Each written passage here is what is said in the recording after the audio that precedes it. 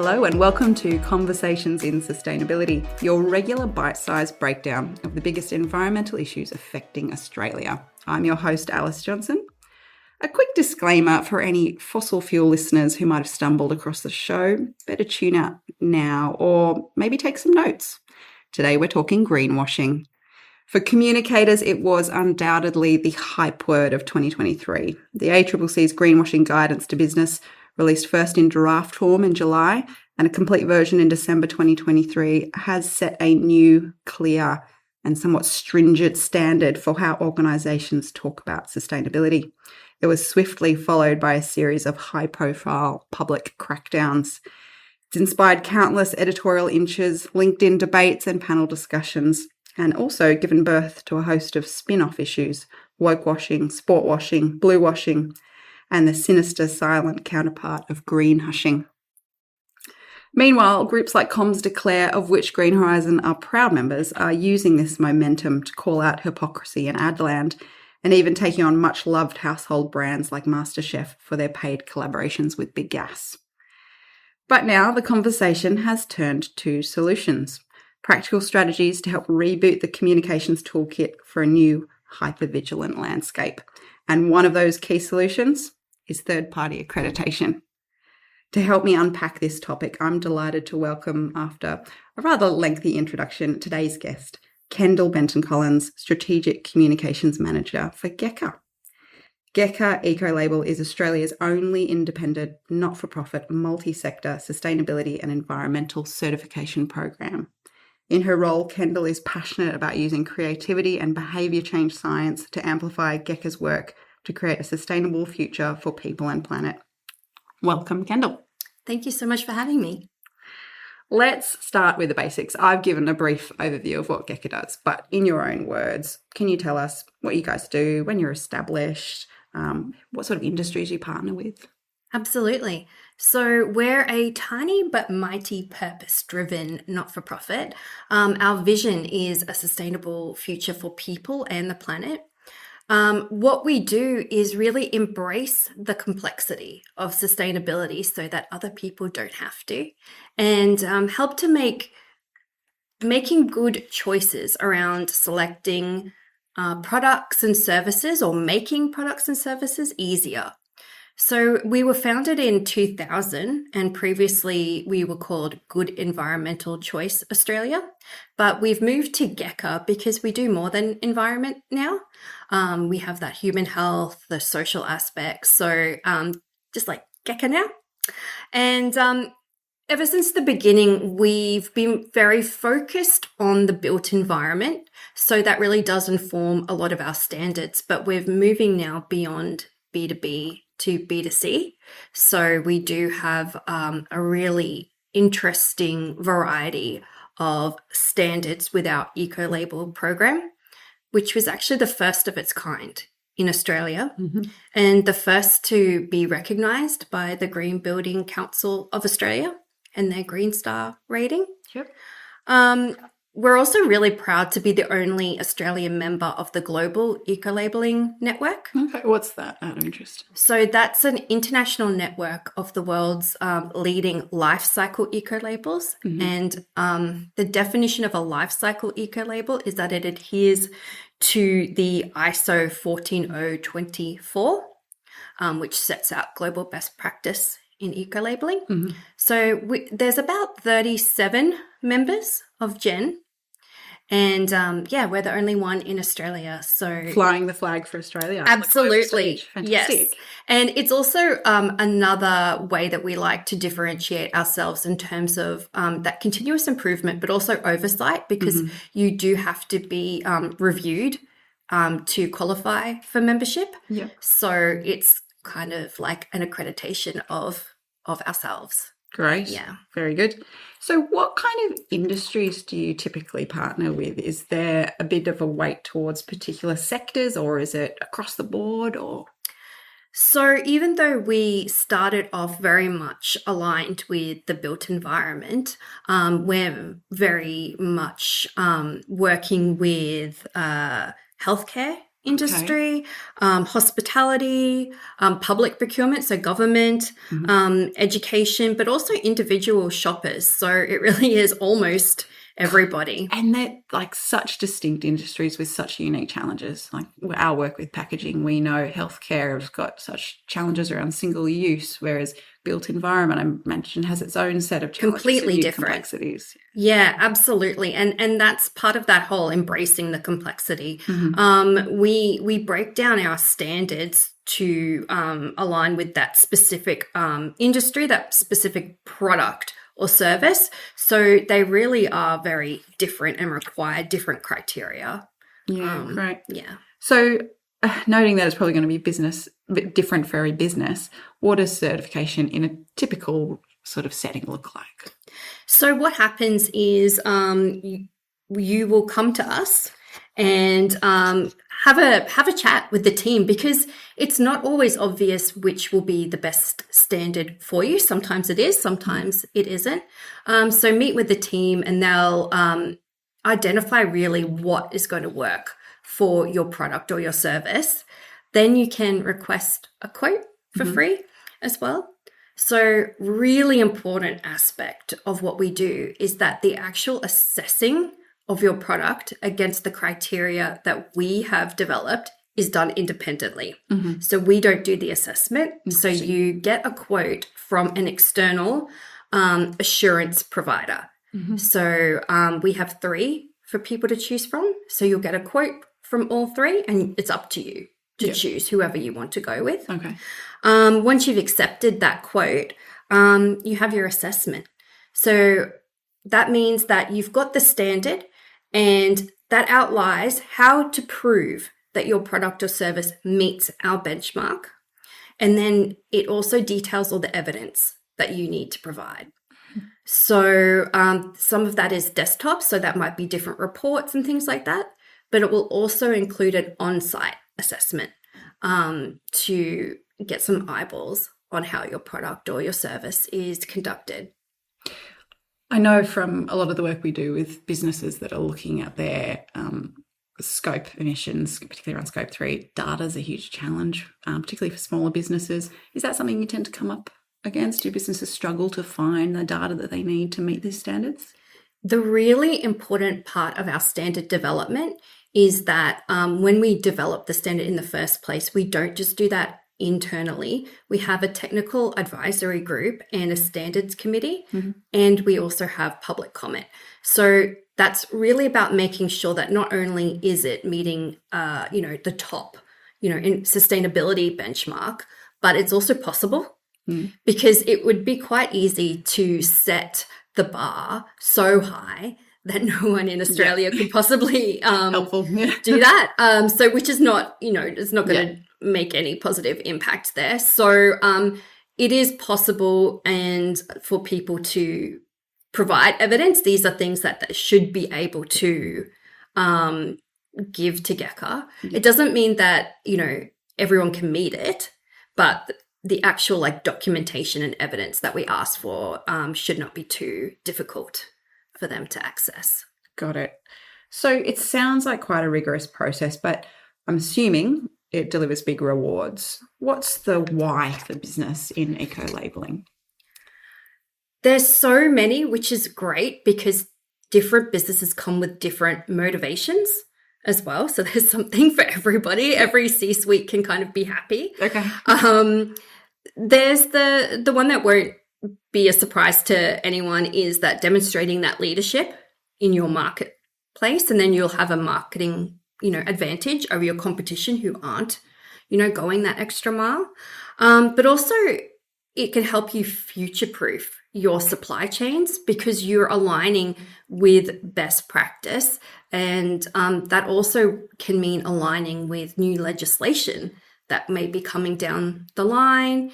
It also means knowing your supply chains really well, which can help make sure that you're not going to get a supply chain shock, in the coming years, which then can improve your economic performance.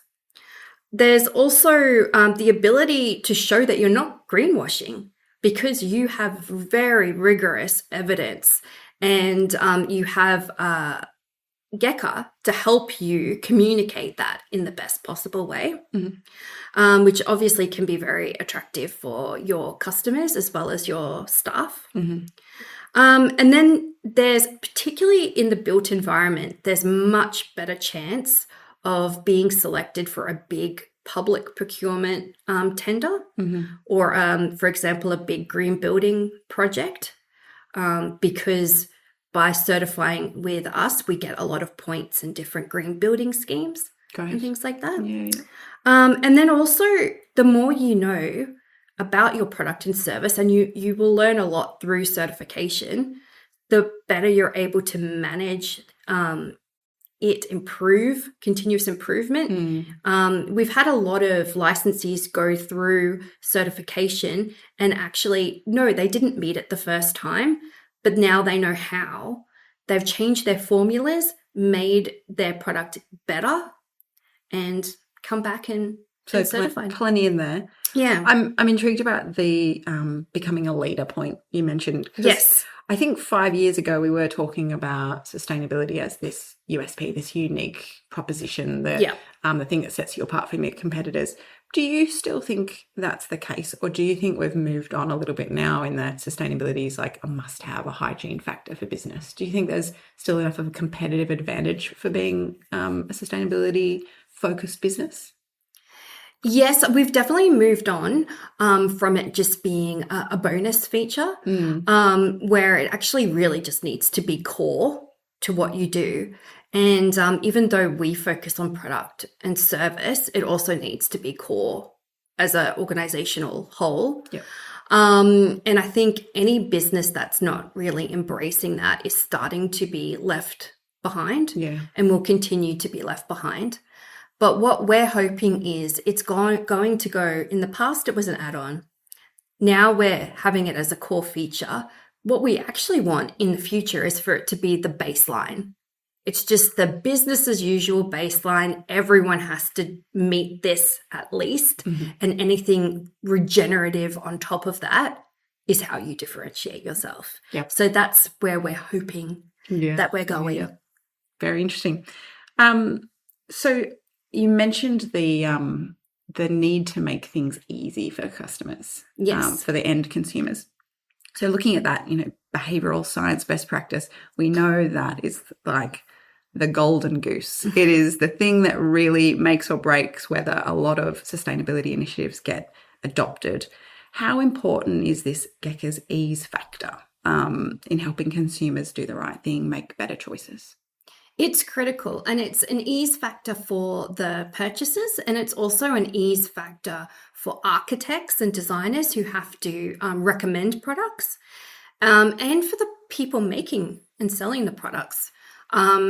I was listening to one of your earlier episodes where you interviewed Alex Webb from MSC, and he had a really great quote where he said that, that they've defined their certification scheme in like a 200-page book, but all people have to do is look for the fish tick. Yeah. And we're the same. Okay. So instead of having one 200-page book, we have like 27 thick books. Golly. Yeah. But all the purchaser needs to do is look for the GECA Eco label, and they know, and if they want to delve into the specifics, we've got that publicly available, but they don't have to if they don't want to, and they just know that's a trust mark that they can go to and just get on with their day and do other things. Yeah. It's an interesting point, isn't it, about communicating complexity. You mentioned you guys don't shy away from the complex. That's right. A lot of sustainability best practice is about data-intensive issues, but then making them easy and accessible for people who don't have a, life cycle assessment background. So, but a label can't operate just on its own. There does need to be that next degree of education and information available. What advice would you give for a business that's trying to strike that balance between accurate, engaging, simple, but also data-driven, evidence-based in their communications approach? Where is the less is more line in communicating? I feel like this is an amazing time. I know there's a lot about greenhushing and greenwashing in the media at the moment, But if you're an organization who really wants to talk about sustainability, there are so many amazing resources out at the moment to support you. We recently did a webinar with the team at Future Focus around their authentic advantage research, just showing that if you are doing sustainability authentically, which means it's rigorous, transparent, science-based, specific, then there's nothing to fear by communicating and everything to gain. And if you need guidelines, the ACCC has their environmental claims guide for businesses. And they have those 8 principles. And they're really quite simple. Just be accurate and truthful. Keep really specific. Don't hide information. Don't make anything broad or unqualified. And if you have evidence like a GECA certification, make sure that anyone from the public can find the evidence to back that up.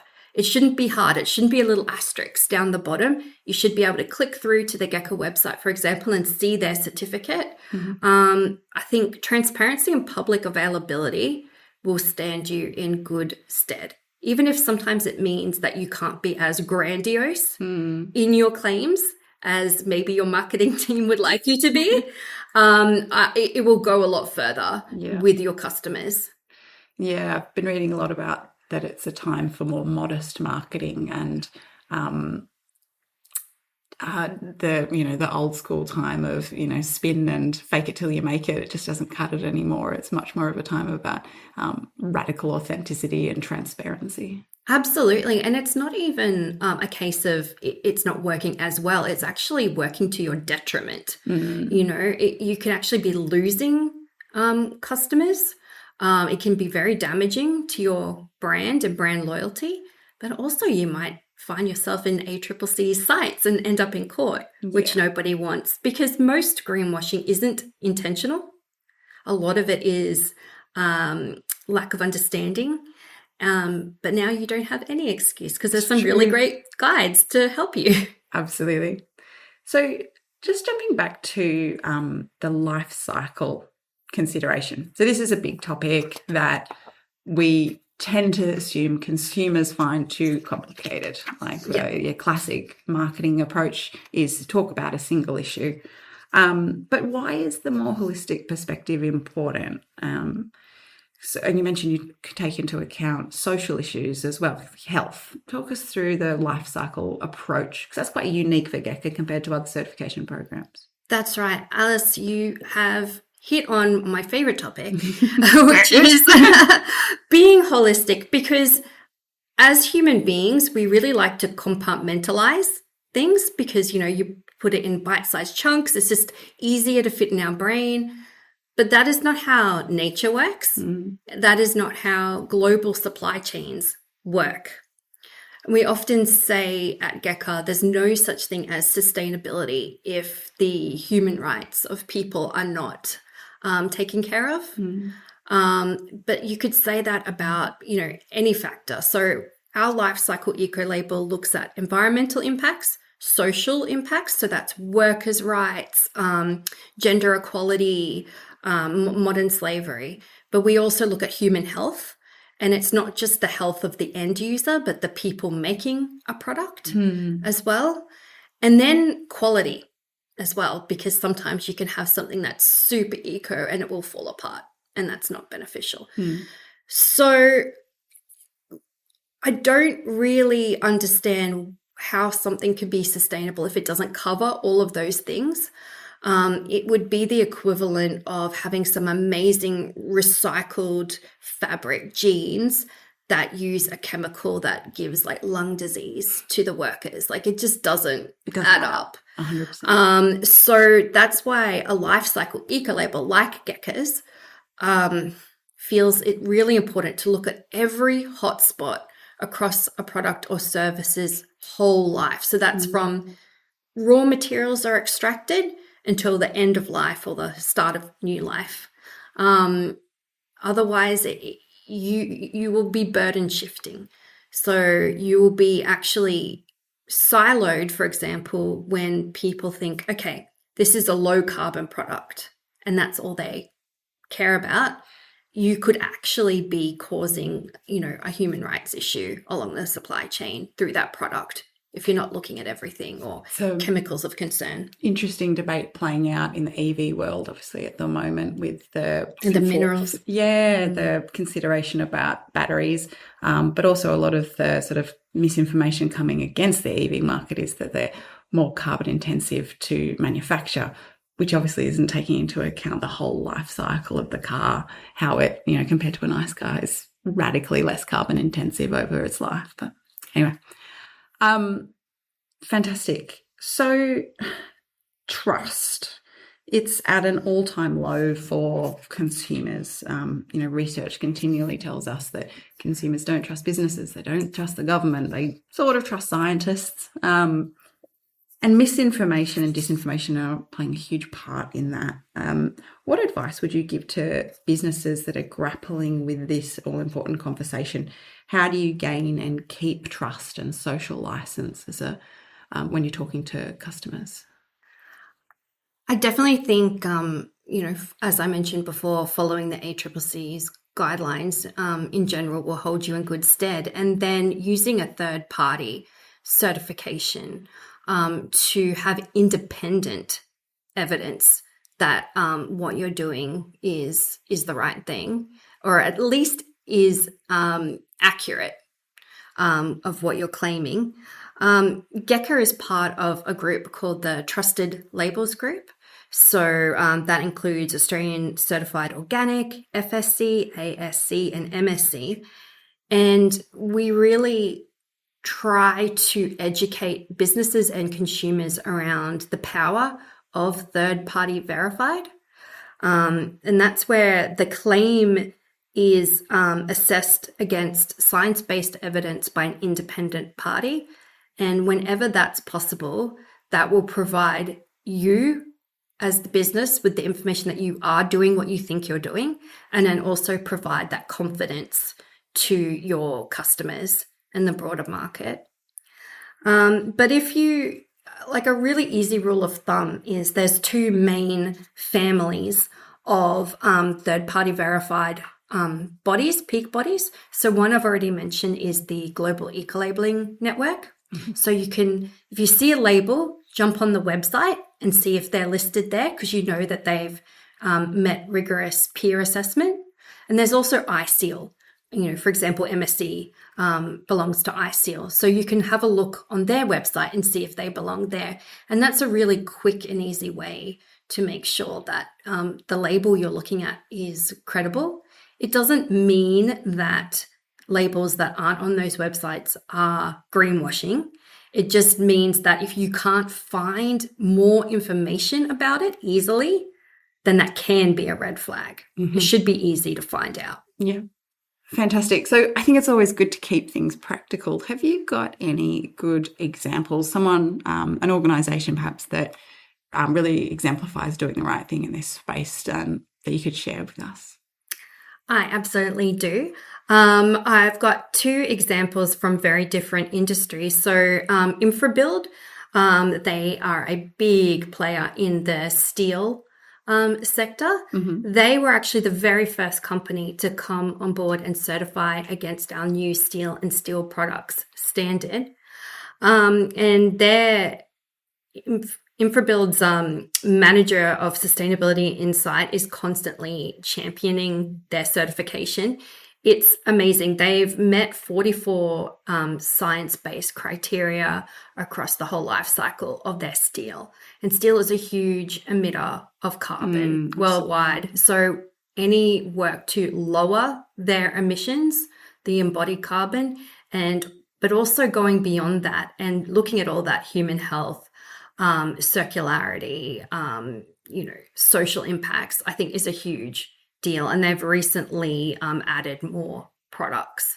And I think big players like that stepping up and showing their leadership is really, really positive sign to the market that this is something worth doing. Mm. And very different licensee, but still equally as impressive, is a cleaning products licensee called Chemrose.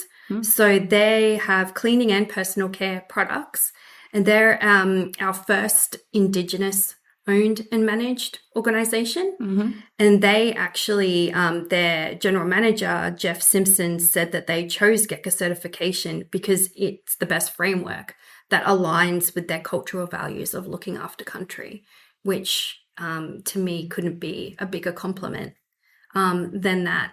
And, seeing the fact that they're already doing amazing work in their business, but seeing the value of having that independently verified and being proud of that is amazing to see. Two fantastic examples and two businesses to keep an eye out for. Kendall, I think that's everything we've got time for today, so I'll wrap up now. A big thank you for joining us. Thank you so much.